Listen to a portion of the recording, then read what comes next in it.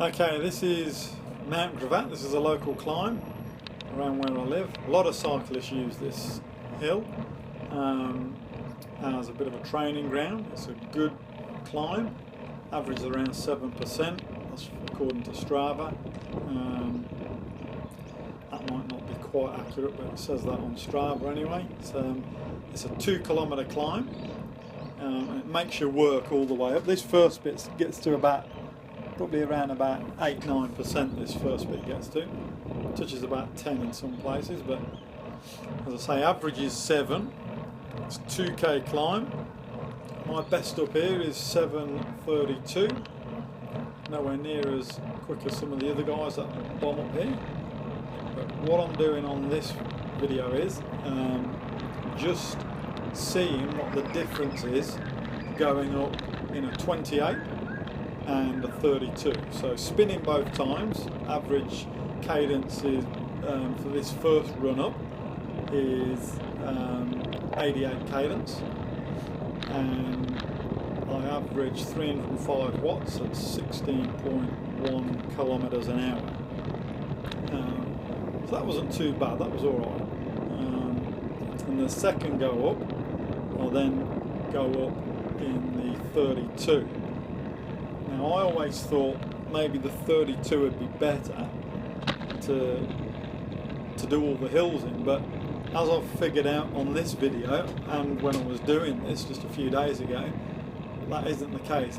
The 32 will only come in handy, really for me, only any good once you get over say 9%, 10%, then the 32 is nice to have, but before that you really don't need a 32.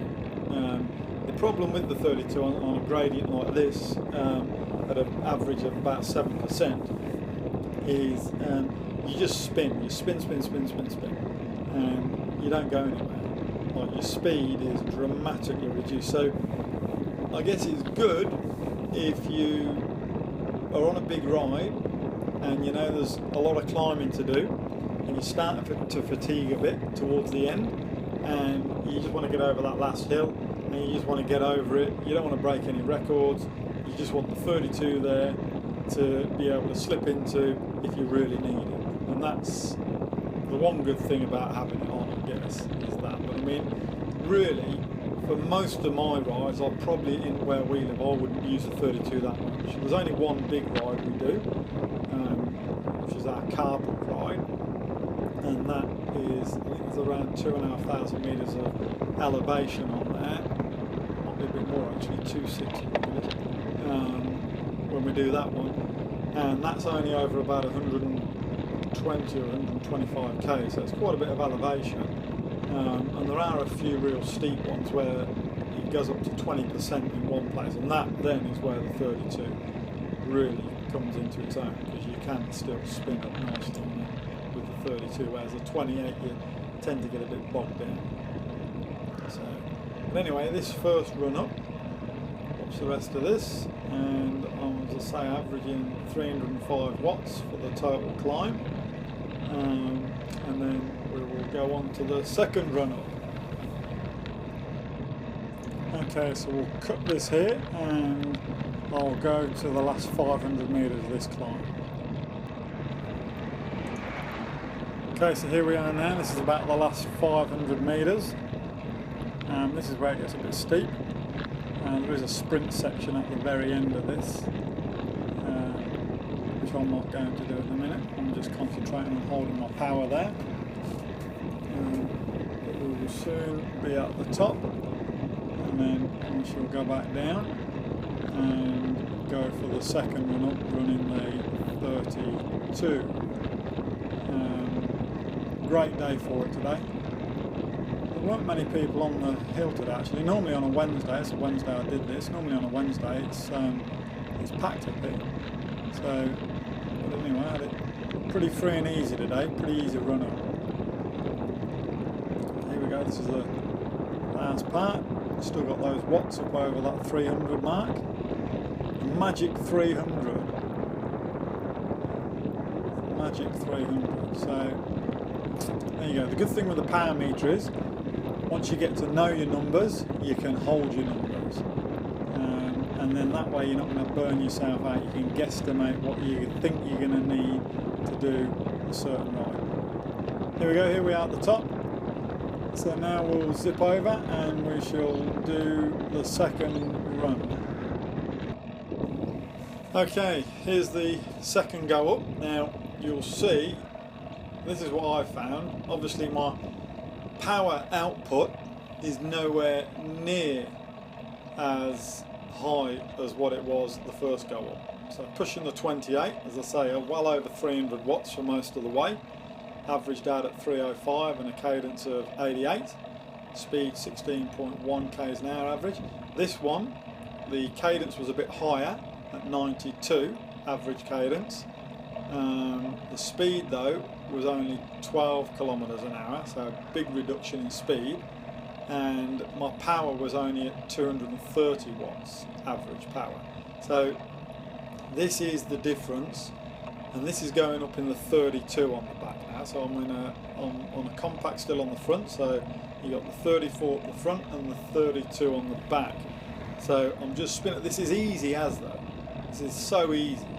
You don't even feel like you're working. I mean, you're not going to break any records, but the beauty of it is, this is the one nice thing about having a 32 on the rear cassette, is if you are well and truly fatigued and you're at the end of your ride and you just go, can't make it over this last hill without smashing my legs, you've at least got the 32 you can just hop into and take it easy and just spin your way up. And honestly, you don't even feel it. All you got to do is concentrate on your breathing.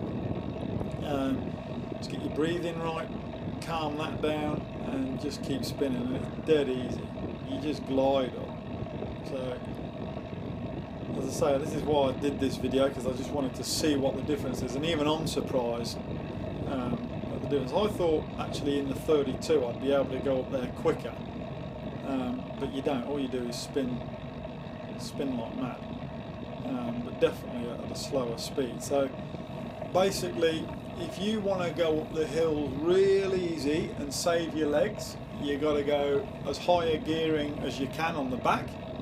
And I'm running a short cage setup, so I'm on a Di2, Shimano Di2 Ultegra, and it's a short cage, and I managed to fit on the 1132 without any major dramas. But as I say, you're not going to break any records in speed going up, unless it's really steep. If you get into the 10-15%, then you're going to be able to, because the other guys are going to be grinding up in the 25s and 28s, and you're going to be spinning and going a bit quicker in your 32. So there is an advantage there, but at this sort of gradient, it doesn't really benefit you having the 32 on. So basically, if you want to go up the hills quick, what you need to do is you need to learn to spin the harder gears to push. So really, if you've got a 25 on the back, you really want to be spinning that up there. So getting your cadence up to between 80 and 100 cadence, and spin that 25, and that way you're going to go up real quick. But you've got to be able to have the power to hold it there, and that's, I guess, is the problem. Okay, so in summary, what was all this for? Well, the basic thing is, if you want to get better and faster, more powerful on the bike, the main thing is to concentrate on your power, because your average speed really doesn't mean a great deal. I mean, look, it's great to have a high average speed, but it really isn't the be all and end all. This is again coming up the second run now, the last 500 metres. But the best thing to do, I would say, is get a power meter and learn your numbers, because the stronger you get, the more power you can hold. And it doesn't matter if I can hold 300 watts, 305 watts as an average over 2k is going up at 7%. That means I can hold that 300 watts on a 25 cog or a 28 or a 32. It makes no difference. Power is power. So the main thing is, I would say, the best bet for any cyclist, if you want to get better and stronger, is concentrate on your power numbers and get a power meter. I use the stages, and it's been great, and that's what I'd recommend. So Anyway, got any questions or comments, you know the drill, post them down below, and catch you on the next one.